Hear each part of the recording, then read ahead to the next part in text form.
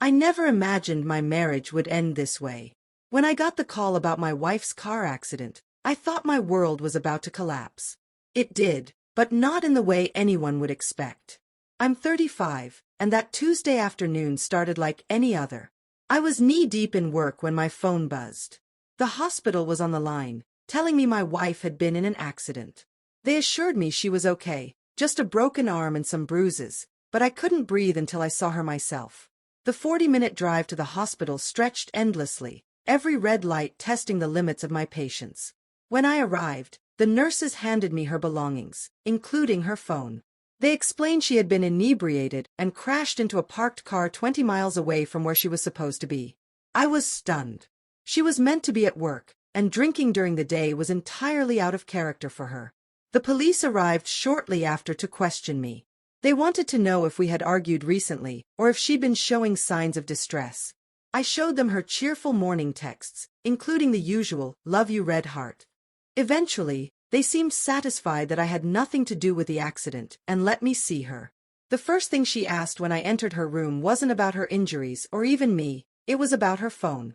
Groggy from the painkillers, she seemed relieved when I told her it was safe. That was the moment I began to sense that something was deeply wrong. While she slept, my suspicions gnawed at me. Her phone was dead, so I plugged it in to charge. When it powered on, the screen lit up with an avalanche of notifications from someone saved as Greg's Pizza. At first, I thought it was odd but harmless. Maybe they were confirming an order? But why would a pizza place be so persistent, especially late at night? I hesitated, but curiosity, and a growing sense of dread, won. Using her fingerprint while she slept, I unlocked her phone.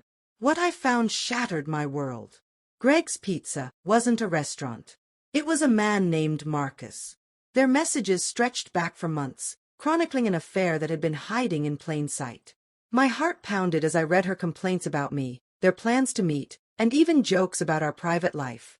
She'd crashed her car while driving back from his place. Every detail was a dagger. We had date nights, vacations, late-night talks. I thought we were happy. She texted him during those moments, even as she sat beside me. The betrayal wasn't just in the cheating, it was in the deception of our entire life together. How had I missed this? I stayed up all night reading their exchanges, my stomach churning. By morning, I was a man with a plan. I didn't confront her when she woke. Instead, I quietly left the hospital and drove home. I packed her belongings and left them outside. Then, I used her phone to sever ties with Marcus, pretending to be her. I told him it was over, that she'd found someone else. When he protested, mentioning his plans to leave his wife for her, I threatened to expose their affair to his family. The messages stopped. Next, I turned to her professional life. Using her work email, I submitted a resignation letter, fabricating a claim about workplace harassment. Her boss responded promptly, accepting her resignation. Then, I maxed out her credit cards, destroyed her important documents, and changed the locks on our house. I wanted her to feel the weight of consequences, the same weight crushing me. The hospital called repeatedly, asking when I'd return. Each time, I dodged the question. Her parents eventually showed up at my door, furious. Their anger melted into silence when I showed them her messages. "She needs you," they pleaded. "You took vows, in sickness and in health." And where were her vows? I shot back. Where was her loyalty when she was in another man's arms? They left with her belongings, their self-righteousness replaced by shame. The divorce process began swiftly. My lawyer ensured that the evidence of her infidelity would protect me from paying her a dime. A week later, the divorce papers were delivered. That's when the calls and emails started. Some were angry, others begged for forgiveness. She even threatened to sue me for ruining her life. I replied curtly, "Go ahead. You don't have the money, and I have the proof. Sign the papers and move on." Eventually, the threats stopped, but she still refused to sign. Instead, she requested a face-to-face meeting. My lawyer advised caution, meet in public, record everything, and avoid physical contact. I agreed. We met at a small coffee shop. She looked worn, her arms still in a cast, her eyes hollow. "You've won," she said flatly. "I have no job, no money, and Marcus left me too. I couldn't help but laugh. Is that what you're upset about? Losing your boyfriend? No, she said with a faint smile. I was ending it anyway. For a fleeting moment, we laughed together, the way we used to when we joked about trivial things. But the laughter quickly faded. The joke was on me now. I never thought I'd end up as just another guy my wife could laugh about. Sitting across from her at that coffee shop, I finally asked the question that had haunted me since the moment I found out. Why?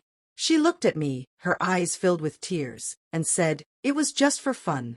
It didn't mean anything." Her words hit me like a slap. Fun? I echoed bitterly. You told him about our private life. You made jokes about me, about us. You texted him while we were together. How was any of that just fun? She reached for my hand, but I pulled it away. Her voice broke as she said, "I never meant those things. I only said them to impress him. You were always enough. I never wanted to leave you." "But you did leave me," I replied, my voice sharp with hurt. "Every time you met him, you left me. Every time you texted him during our dates, you left me. Every time you laughed about me with him, you left me." She sat silently, tears streaming down her face, as she pulled the divorce papers from her bag. Her hands trembled as she signed them. Before handing them to me, she asked, "Did you have to destroy everything else? My job, my credit cards, my documents?" I looked at her, my voice cold and even. "Did you have to destroy our marriage?" We didn't hug or exchange goodbyes. I stood, took the papers, and walked away. As I drove home, I couldn't help but wonder if I'd gone too far. I'd wanted her to feel the pain I was drowning in, but now that it was over, I didn't feel any better. The following weeks were a blur. Every corner of our home reminded me of her, of the 10 years we'd spent together. Dating, marriage, the plans we'd made, they all felt like ashes now. Some mornings, I'd wake up, half expecting to feel her beside me. Then reality would hit, and the sickness in my gut would return. My friends tried to help. They wanted me to go out, to meet new people, but how could I trust anyone again? Every time I thought about dating, I remembered those messages. How she laughed about me. How she held me while texting someone else. Would every woman think those things about me? Would they all end up cheating? 3 months after she signed the papers, my lawyer called to tell me the divorce was final. That night, I sat alone in the living room with a drink, reflecting on how much my life had changed. My friends told me I should be happy. "You're free now," they said. "You got your revenge. You won." But it didn't feel like winning. Every time I drove past one of our old date spots or saw her favorite restaurant, the pain returned. Work became my refuge. I threw myself into extra projects, staying late to avoid going home to an empty house. My boss noticed and gave me a promotion, praising my dedication. The irony wasn't lost on me. My personal life was in shambles, but my career was thriving. One day, I ran into Marcus's wife at the grocery store. She introduced herself, her voice hesitant but kind. She told me she knew everything. Apparently, my message pretending to be my wife had pushed Marcus into confessing the affair. She and Marcus were in counseling now, trying to rebuild. "Thank you," she said. "Your message made him tell the truth." I wanted to feel anger, that they were working things out while my marriage had ended, but I was too tired to feel anything at all. I nodded and left without saying much. 6 months after the divorce, my ex-wife emailed me. She'd finally replaced her documents, found a new job, and wanted to apologize properly. I didn't read the whole message. I just deleted it. My parents occasionally asked if I regretted how I'd handled things. Maybe I could have confronted her at the hospital. Maybe we could have tried counseling. Maybe destroying her documents and career had been too much. But every time I entertained those thoughts, I remembered the messages, how she mocked me, how she lied while sitting next to me. "You did what you had to do," my dad said once. "But don't let it make you bitter." Easy for him to say. He and my mom had been married for 40 years. They'd never had to read messages about their partner laughing at their expense. A year passed. I moved to a new house because the old one held too many memories. I tried dating again but found myself checking my dates' phones when they went to the bathroom. It wasn't fair to them, so I stopped trying.